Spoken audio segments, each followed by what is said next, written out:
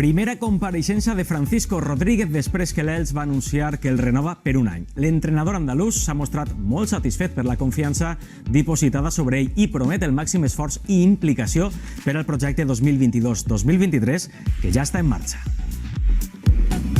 Una aparició molt esperada la d'este matí en sala de premsa. Francisco, repentinat i somrient, ha tornat les floretes a Bragarnik.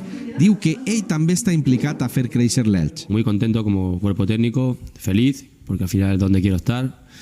Y bueno, y ya ilusionado. Francisco ha reconegut que la planificació del nou curs la van començar fa 3 setmanes i que ja treballen per a mantenir els actius més valorats de l'equip i en els nous fitxatges. La garantía de que el jugador importante que están con nosotros, pues intentar de todas las maneras que puedan continuar y si no es así, reforzarnos igualmente con gente con hambre, con proyección.